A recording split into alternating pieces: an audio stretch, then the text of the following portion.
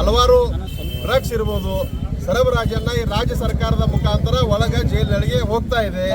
ಇವತ್ತು ದರ್ಶನ್ ಕೋರ್ಟ್ಗೆ ಹೋಗಿ ತೆಲುಗು ಭಾಷೆಗೆ ತಗೋಬೇಕಾದ್ರೆ ಇವ್ರು ಯಾವುದು ಕೋರ್ಟು ಇಲ್ಲ ಏನೂ ಇಲ್ಲ, ಇವ್ರಿಗೆ ನೇರವಾಗಿ ಡ್ರಗ್ಸ್ ಹೋಗ್ತಾ ಇದೆ. ಅವ್ರಿಗೆ ಅವಶ್ಯಕ ಸೌಲಭ್ಯಗಳು ಕೂಡ ಅಲ್ಲಿ ಜೈಲಿನಲ್ಲಿ ಸಿಗ್ತಾ ಇವೆ. ಮತ್ತು ಆಶೀಶ್ ಉಗ್ರರಿಗೆ ರಾಜ್ಯ ಆತಿಥ್ಯವನ್ನ ಇವತ್ತು ಗೃಹ ಇಲಾಖೆ ನೀಡ್ತದೆ ಅನ್ನುವಂತ ಮಾತನ್ನ ಈ ಸಂದರ್ಭದಲ್ಲಿ ಸರ್ಕಾರದ ಮೇಲೆ ಆರೋಪವನ್ನು ಮಾಡ್ತಾ ಇದ್ದೇವೆ.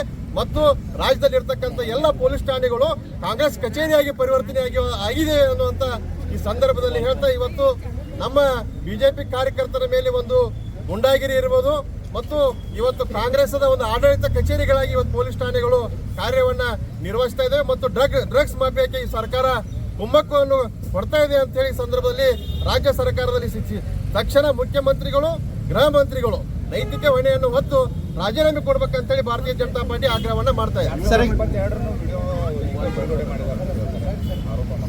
ನೋಡ್ರಿ, ಅವರ ತಮ್ಮ ಆರೋಪವನ್ನು ತಾವು ನುಣುಚ್ಕೊಳಕ್ ಅವ್ರು ಏನ್ ಬೇಕಾದಾದ್ರೂ ಹೇಳ್ತಾರ. ತಕ್ಷಣ ಈಗ ಪ್ರತಿಯೊಂದು ಜೈಲಿಗೆ ಹೋಗ್ರಿ, ಎಲ್ಲ ಕಡೆನೂ ಕಾನೂನು ಸುವ್ಯವಸ್ಥೆ ಹದಗೆಟ್ಟದ. ಮತ್ತು ಕೈದಿಗಳ ಕೈಲಿ ಮೊಬೈಲ್ ಅದಾವ, ಕೈದಿಗಳು ನೋಡ್ಲಿಕ್ಕೆ ಅಲ್ಲಿ ಟಿವಿ ವ್ಯವಸ್ಥೆ ಮಾಡ್ತಾರ. ಅವ್ರಿಗೆ ಏನ್ ಬೇಕು ಎಲ್ಲ ಸೌಲಭ್ಯಗಳನ್ನ ಎಲ್ಲಾ ಜೈಲಿನೊಳಗೂ ಈ ಸರ್ಕಾರ ಅವರಿಗೆ ಸಹಾಯವನ್ನ ಮಾಡ್ತಾ ಇದೆ. ಹಲವಾರು ಡ್ರಗ್ಸ್ ಇರ್ಬೋದು ಸರಬರಾಜನ್ನ ಈ ರಾಜ್ಯ ಸರ್ಕಾರದ ಮುಖಾಂತರ ಒಳಗ ಜೈಲಿನೊಳಗೆ ಹೋಗ್ತಾ ಇದೆ. ಇವತ್ತು ದರ್ಶನ್ ಕೋರ್ಟ್ಗೆ ಹೋಗಿ ತೆಲುಗು ಭಾಷೆಗೆ ತಗೋಬೇಕಾದ್ರೆ ಇವ್ರು ಯಾವುದು ಕೋರ್ಟು ಇಲ್ಲ ಏನೂ ಇಲ್ಲ, ಇವ್ರಿಗೆ ನೇರವಾಗಿ ಡ್ರಗ್ಸ್ ಹೋಗ್ತಾ ಇದೆ.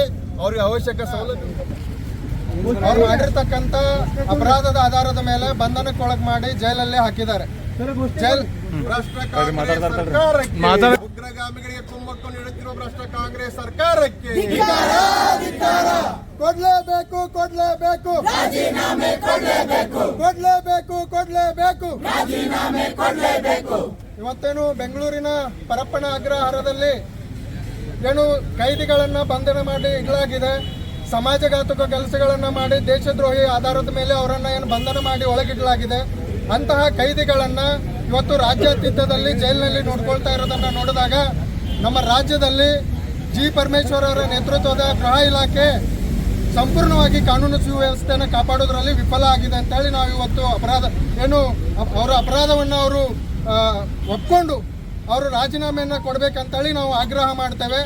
ಒಂದು ಕಡೆ ಬಡವರಾಗಿರ್ಬೋದು, ಮಧ್ಯಮ ವರ್ಗದ ಜನತೆ ಅವರಲ್ಲಿ ಯಾರಾದರೂ ಅಪರಾಧಿಗಳಾಗಿ ಜೈಲಲ್ಲಿದ್ದಾಗ ಅವರನ್ನು ಭೇಟಿ ಮಾಡಲಿಕ್ಕೂ ಕೂಡ ನೂರಾರು ಕಾನೂನಿನ ನಿಯಮಗಳನ್ನು ನಮಗೆ ಸೂಚಿಸ್ತಕ್ಕಂಥ ಇಲಾಖೆ ಇವತ್ತು ಸಮಾಜಘಾತುಕ ಕೆಲಸಗಳನ್ನು ಮಾಡಿ ಭಯೋತ್ಪಾದಕ ಕೃತ್ಯಗಳಲ್ಲಿ ತೊಡಗಿರ್ತಕ್ಕಂಥವ್ರಿಗೆ ಟಿವಿಯನ್ನು ವ್ಯವಸ್ಥೆ ಮಾಡಿಕೊಡ್ತಾ ಇದ್ದಾರೆ. ಅವರಿಗೆ ಬರ್ಡೇ ಮಾಡಲಿಕ್ಕೆ ಕೂಡ ವ್ಯವಸ್ಥೆ ಮಾಡ್ತಾ ಇದ್ದಾರೆ, ಮೊಬೈಲನ್ನು ಕೊಡ್ತಾ ಇದ್ದಾರೆ, ಡ್ಯಾನ್ಸ್ ಮಾಡಲಿಕ್ಕೆ ಅವಕಾಶ ಮಾಡಿಕೊಡ್ತಾ ಇದ್ದಾರೆ ಜೈಲಲ್ಲಿ.